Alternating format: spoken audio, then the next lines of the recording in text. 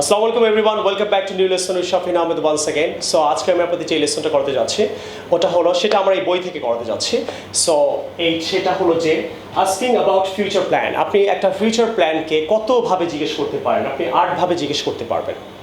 মানে একটা কথাকেই আপনি 8ভাবে জিজ্ঞাসা করতে পারবেন, সেটা নিয়ে আমি এখন কাজ করব। So let's get started. আশা করি লেসনটা ভালো লাগবে।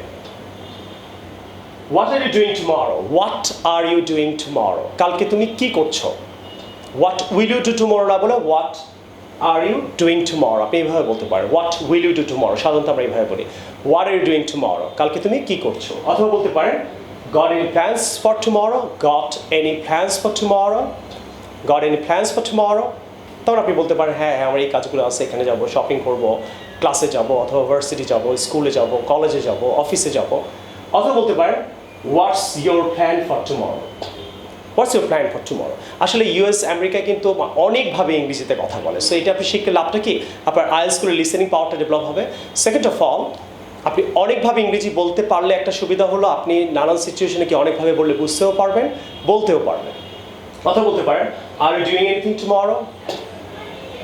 কাউকে যদি জিজ্ঞেস করতে চান তুমি কালকে কি করবা, what will you do tomorrow না বলবো কি বলতে পারেন are you doing anything tomorrow. Are you doing anything tomorrow, তখন সে বলবে কি করতে চায়।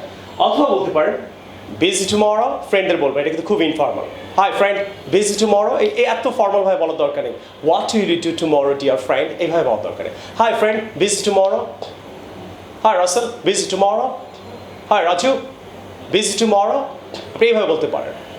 অথবা বলতে পারেন have you got anything planned for tomorrow? Have you got anything planned? Already কোনো প্ল্যান্ড কোনো কিছু হয়ে গেছে কিনা কালকের জন্য তোমার? না থাকলে হয়তো আপনি তার সাথে কোথাও যাবেন, কিছু কোথাও বসবেন, অথবা কোনো কাজ করবেন। সো আপনি আর কি বলতে পারেন? Number 6, have you got anything planned for tomorrow?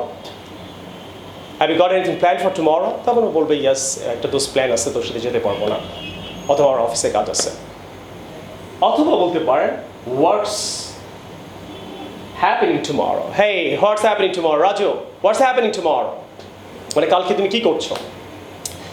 অথবা বলতে পারেন how is tomorrow looking? ওকে জিজ্ঞেস করছেন তোমার কালকের অবস্থাটা কি, কালকের মানে দৃশ্যটা কি, দৃশ্যটা মানে কোনো কোথাও যাচ্ছেন কিনা, কিছু করছে কিনা। দেখেন কত চমৎকারভাবে কত সেন্টেন্স বলা যায়। তাহলে আপনি how is tomorrow looking, মানে কালকে তোমার কেমন, মানে how is tomorrow looking? You understand? So আপনি একটা সেন্টেন্সকে 7-8ভাবে বলতে পারবেন। আমার এই বই থেকে আছে, এই বই এরকম আপনি সরি 7-8ভাবে বলতে পারবেন। আপনি কাউকে থ্যাংক ইউ বলতে চান 7-8ভাবে বলতে পারবেন। আপনি বিজি বলতে চাচ্ছেন 7-8-10ভাবে বলতে পারবেন। সো একটা কথাকে অনেকভাবে বলার জন্য আপনার এই বইটা অনলাইনে অর্ডার করতে পারেন। পৃথিবীর যেখানেই থাকেন, বাংলাদেশে থাকলে আমরা বিকাশ করতে পারেন। আমরা আপনাকে বিকাশ নাম্বারটা আমরা আপনাকে দিয়ে দিব, এই নাম্বারে ফোন করেন, আপনি ঘরে বসে বইটা পেয়ে যাবেন। অথবা যারা বিদেশে থাকেন তাদেরকে আমরা পাঠানোর ব্যবস্থা করব DHL অথবা somehow else, right? So you shouldn't worry about it. So dear friends and students, what I'm trying to say today, right, if you are interested to learn English more and more, আপনি একভাবে না অনেকভাবে শেখা উচিত, যাতে আপনি communicate করে সুবিধা হয়। কেউ যদি আপনাকে, সবাই হয়তো আপনাকে এইভাবে বলবে না what will you do tomorrow, কেউ হয়তো বলতে পারে are you busy tomorrow. So অনেকভাবে ইংরেজি বলাটা আপনাদের শেখা উচিত, শিখবেন। আর এই লেসনগুলো প্রচুর শেয়ার করবেন। আপনি যদি উপকৃত হন, অনেক মানুষ উপকৃত হবে। প্লিজ আপনার ফেসবুকে শেয়ার করেন, তাহলে আমিও ইন্সপায়ার হব। আর আপনাদের এই লেসনগুলো কেমন লাগছেন please let me know about it. Thank you very much, Shafin Ahmed. I will see you with a new lesson. আল্লাহ হাফেজ, টেক কেয়ার, আসসালামু আলাইকুম।